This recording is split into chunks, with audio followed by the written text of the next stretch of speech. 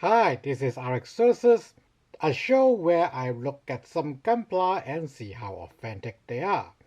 This time we are looking at the HG Gundam build Metaverse Plutine Gundam.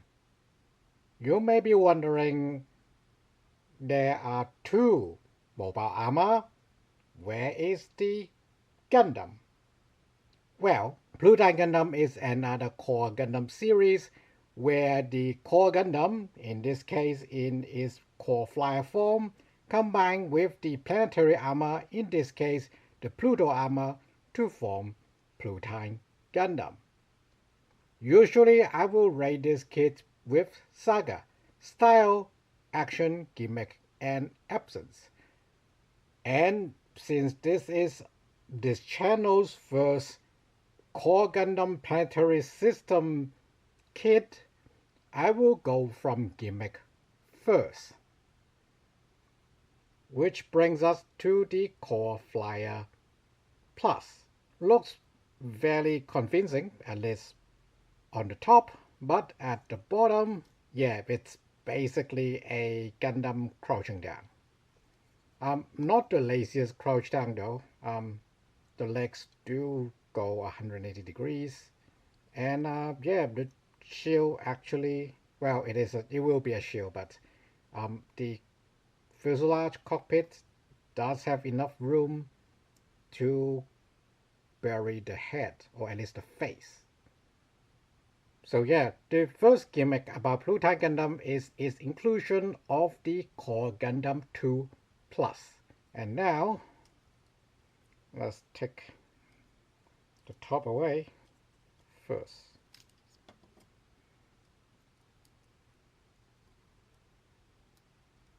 So yeah, core Gundam 2 Plus in this case in the purple color, in theme with Pluto, and this flying armor and the top of the core flyer become a booster shield with a core spray gun.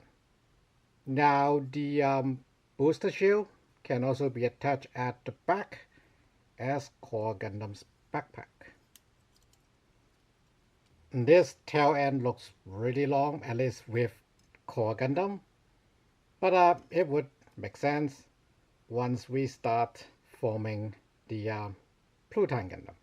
But for now, let's take a look at the Pluto armor first. Pluto armor is now carried by the core hanger, named rather appropriately, as it is basically a stand for whatever planetary armor it is carrying. In the show, it is a support flight system for core Gundam.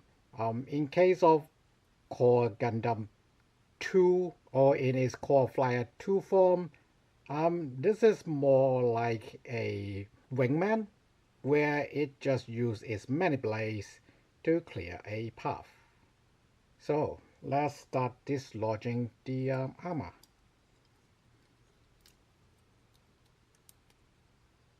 Now we just have core hanger by itself with its stand. Of course, this stand can be used for core Gundam as well. The stand can be used for core Gundam as well, although it's a bit short. Still, good for some aerial poses if you don't have other more substantial stands. You can use that. And the core hanger sort of stand fine with its two rather strong struts at the bottom. But yeah, I will keep the stand on it and put it to the side. Let's continue with gimmick, which is combining the core Gundam 2 Plus with the Pluto armor.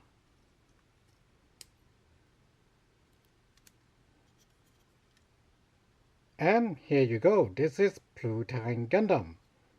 Core Gundam combined with the Plutine armor. Yeah, it went from a very undersized Gundam to a somewhat large-sized Gundam, as you can see.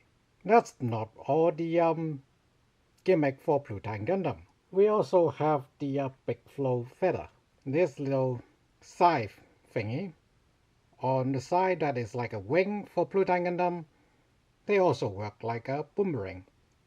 Or if you want to put it in Plutine Gundam's forearm and use it as a claw. You will notice these things. They are beam sabers. And Plutine Gundam have two lengths of beam sabers for you to choose from. Supposedly the shorter ones is for Core Gundam form, the longer ones for the Plutine Gundam form, but you can really use them as you like them anyways. You also notice the scythe. The clamp can be attached to the backpack or what used to be the booster shield, and the pommel is actually removable so that you can just slide in this halberd and you get a halberd for your Plutine Gundam, or true to the Pluto's name, you can make it a scythe. We should also talk about other things in Gimmick. If you haven't noticed, these are the hands I use, or at least these two fists are the one I use on Core Gundam 2 Plus. They are a single piece hand, and yeah, they are universal fists and holding things with a slot for different hand armor. Same goes for this open palm. You might want to cover it with some armor in the combined form, but for Core Gundam, you can probably get away with posting. Some more spare part from the original Core Gundam 2 Plus, the Core Gundam 2 Plus face, and the wings. And then some parts left from the original Core Gundam, the torso parts. These are forearm or leg parts, I'm not sure, can't remember, and half of shield. You can still use it as a simple buckler though. There's a handle on it. So gimmick wise, Plutine Gundam does what it set out to do. To have a smaller Gundam, Core Gundam, and enlarge it by combining it with the Pluto armor. And while the Plutine Gundam lacks any ranged weapon, well, there is the beam spray gun or core spray gun. For the look or for the theme of Plutine Gundam, which is just death, or in short, kind of a Death Scythe Gundam inspired loadout, sort of stealth maybe, question mark, because there's quite a lot of white here. Depending on interpretation, you know, the whites can help with camouflage as well. Either way, just as a you know, scary death incarnate representation of Pluto, I think Plutine armor gimmick accomplished it quite well. And Core Gundam does have little falcons on the side of the head. And the armor isn't super loose once you get them clicked in places. You know, authentic shit tests. Most of them states except for the backpack or the booster shield, which unfortunately have a run-in with the rare armor.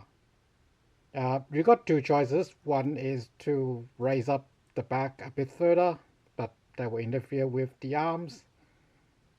And the other is to take it off and use it as a shield, which isn't terrible, to be honest. But yeah, kind of clumsy for realsy. Changing the handle position helps a bit, but yeah, you still got a bit of interference. So gimmick-wise, it has everything that Plutine Gundam ought to have in the show. The armor attachment isn't very loose. The parts have multiple use, especially these wings on the shoulder. I also like how the scythe have two modes as well. And again, in theme with Core Gundam, where most things have multi-use. The legs are a bit bare, just winged tips. But yeah, gimmick-wise, it's all fine. You do get a bit of extra that you can sort of mix and match with your other core Gundams.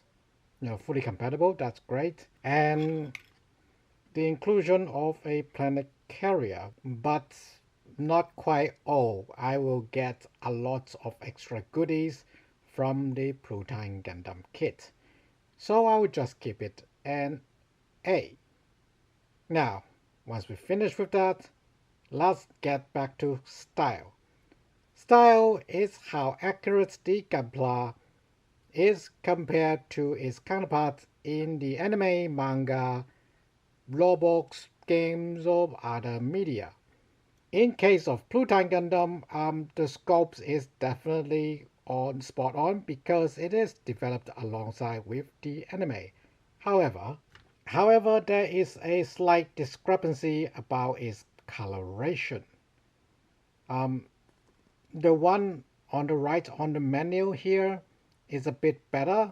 The purple is closer to the model kit, but on the official website, the purple used to look a lot more violet, sort of like dome. And so a lot of people isn't happy with the color you get on the kit. For me, there is already quite a bit of violet-ish blue on the kit. I can see why they go with the more mid-ground, like a bit more red type of purple. I also think this purple match better with the black for a Pluto, a underworld theme. Another color that irks people is the white. Not the white itself, but in the promotional materials, the white seems to be the very old school stark white, which would look terrible along with the black and purple, simply because it does not match. But it is in fact in the newer ash white, so it's a bit more dull.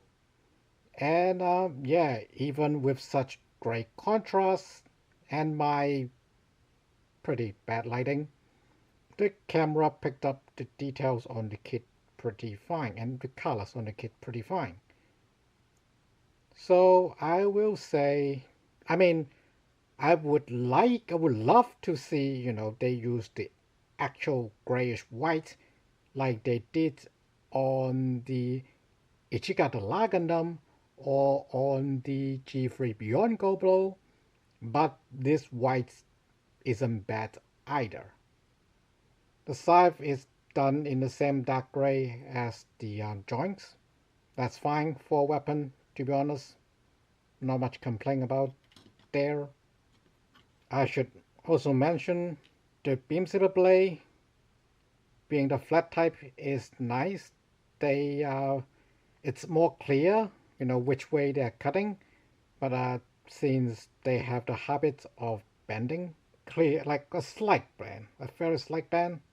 It could be great if you want some very dynamic pose, but it could be bad. Another disadvantage of these guys is they have the flat type attachment instead of the smaller round peg. Otherwise, still good to see other variety of beam saber. I also like the overall sort of crow theme, like the legs or the feet are like bird feet with the claws at the back. And then, the wings being called feather. Oh, the scythe is called Unfortunate Scythe. Again, a bit of a crow reference. Like, not so much Pluto or Death really, more like a crow thing. And yeah, with the black, it is quite a crow centric or crow heavy style. Another thing about style is the use of the lime green, quite heavy on the wings, um, on the collar, and then the top of the skirts.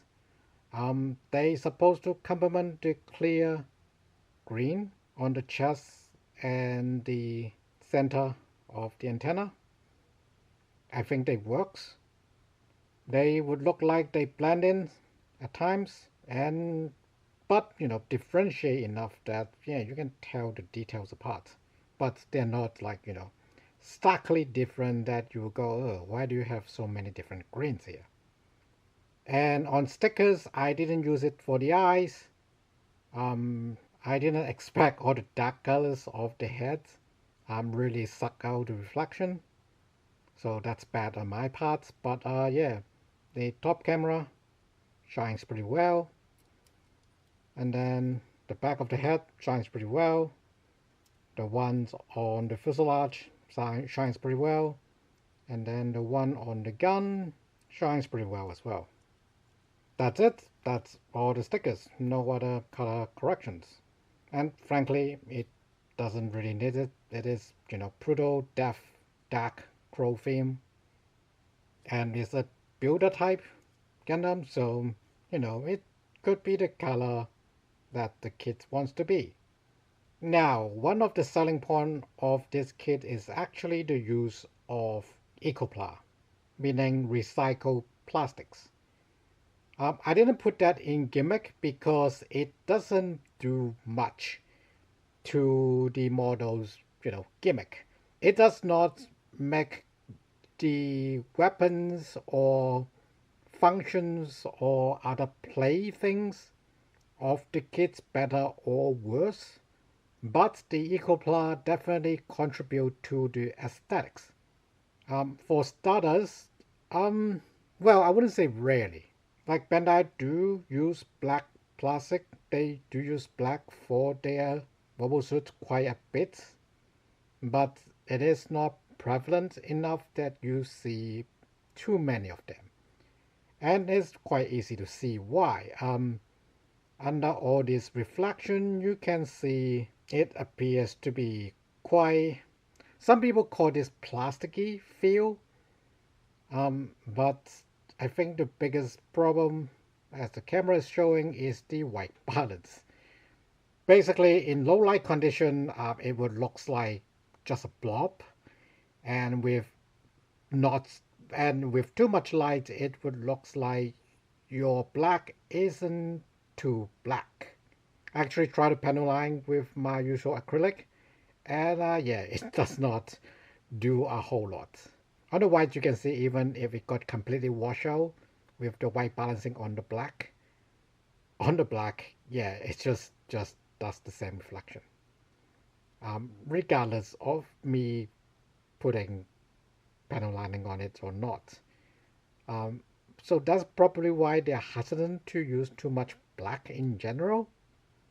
But at least for the theme, this black is fine. And in fact, with the Ecopla, I find, I don't know if you can see this, right here on the wrist, there's this relatively bright spot on the light. That was the gate. And it doesn't clip cleanly, but with a knife, it got cleaned up relatively clean and very smooth, to be honest. Yeah, so smooth that on the side, you probably think it got, over fixed, over polished. So yeah, with the Ecopla, the blacks actually have less whitening from clipping off the sprue. If you ask me, this is a big plus. Now, I'm not sure if it is the result of having multiple type of plastic, providing a overall better consistency, but I can also see how Bandai doesn't always get the same formula for the Ecopla. So for my batch, the black might be very good. It could be relatively bad for some other peoples because they got different batch and the plastic in there doesn't got quite as good as a mix. But it couldn't be worse than what Bandai was using. Bandai's black is quite famous for being brittle and have some serious whitening issues. So at least with my sample of one, it is a improvement overall without to resort to use to dark gray to represent black. They can do some real dark black without sacrificing the plastic quality, let's say. So yes, style wise, I'm a sucker for the depth scythe. I like Halberds and the colors used here I really like. Of course, improvements can be made. The white is clearly too contrasting. My camera just struggled to pick the correct right balance. I'd like the planetary armors, and I think this is definitely the best planetary armor there is. So for style, for a core Gundam variant of planetary armor, and the Eagle Pla really complements the overall look. And even the white, I cannot complain because it is the white that I like. I will give Plutine Gundam S for style. Next is action. Action isn't just articulation. Action is also how useful those articulations are. Plutine Gundam have the standard polycap neck joint, so it's two balls, one on the torso, one on the head itself, and basically only limited by the shoulder armor and its own complex head shape. Can't do a lot of up, but surprisingly quite a bit of down. Torso have a ball joint in a tube, so you can do quite a lot, and then a swivel on the waist. Skirts, I clip it. The two tiny pieces used to be on core Gundam, just like every other Gundam skirts really. And yeah, get independent movement. Side skirt is non-existent, only a bit of a bar from the back skirt. And it barely limits Plutine Gundam from going it's about 85 degree, not quite 90, but enough movement to say do a convincing kick. Kick forward, not a problem. And then, because the knee joint used to be core Gundam's shin or lower leg, it is quite long, and that is actually enough for Plutine Gundam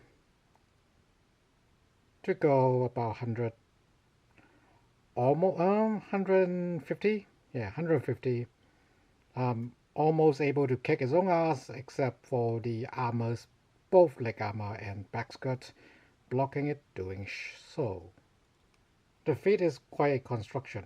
There's actually a swivel at the ankle, and then there's an additional swivel that you can flip all the way and flip forward for standing. But yeah, it can kick up quite a bit with that, and then there's a ball joint, so it can go down again or go up for more.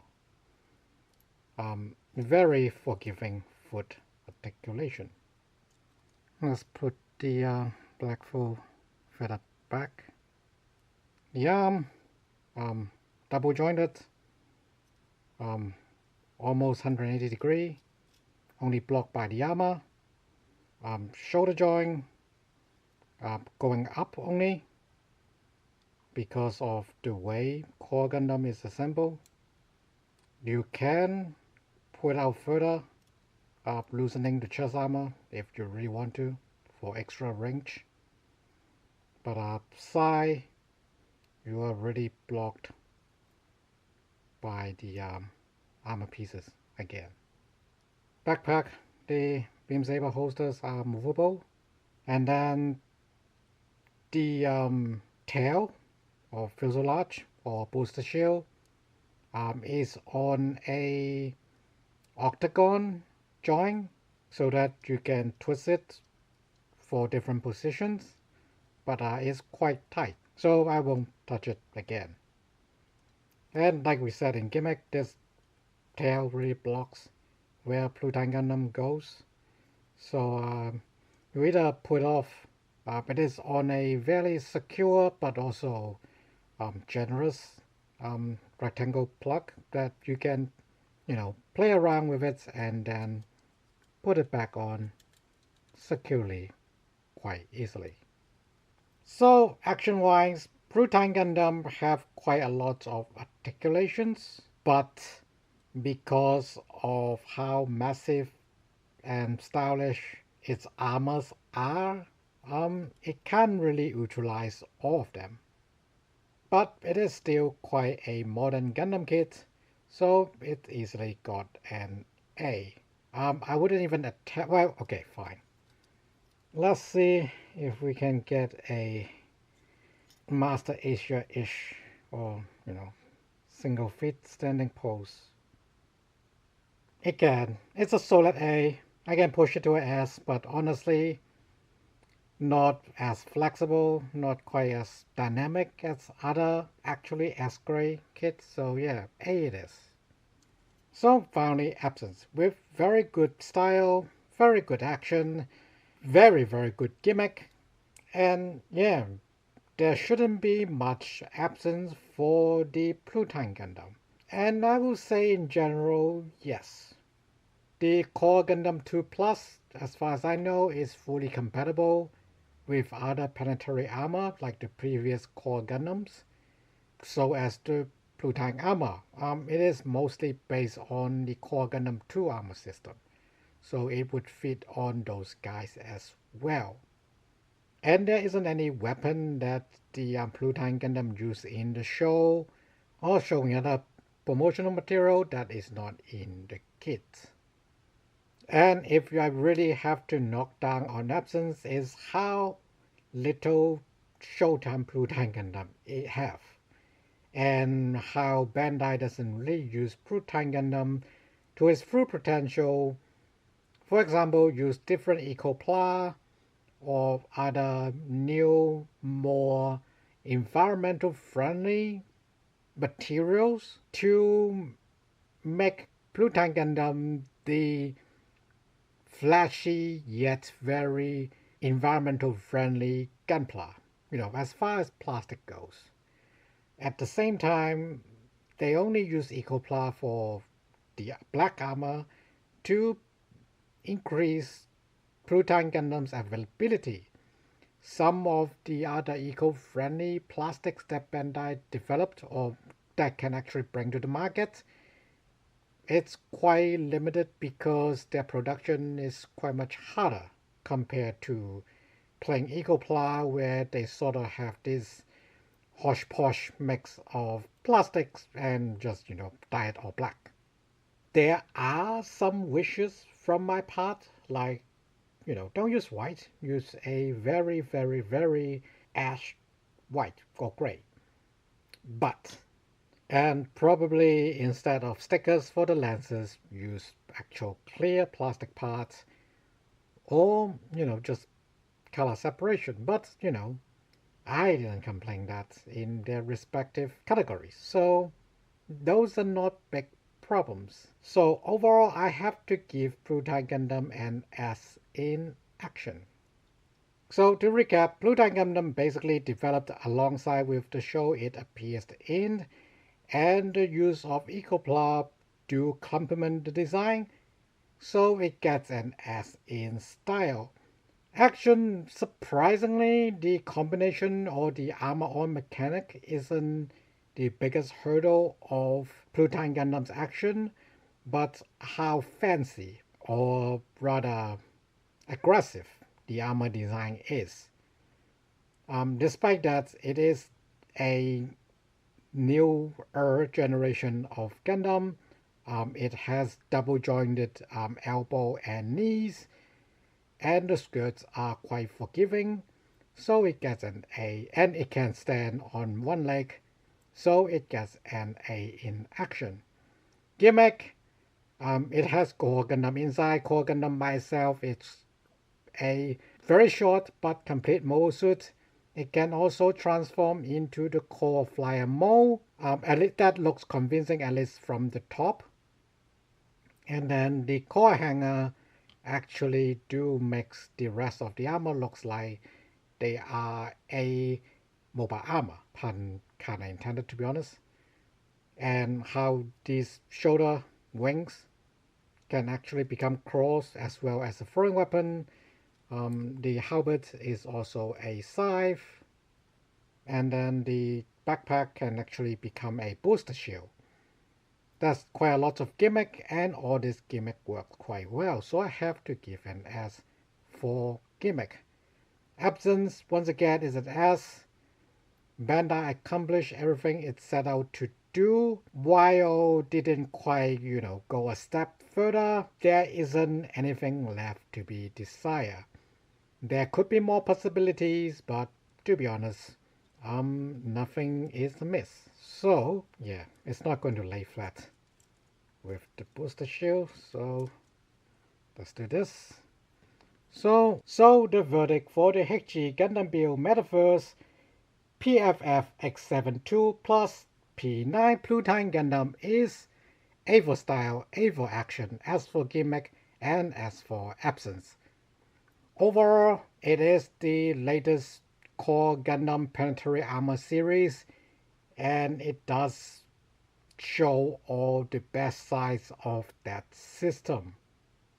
Some people might have problem with the coloration because of lightings either from the official promotional materials or people's camera setting.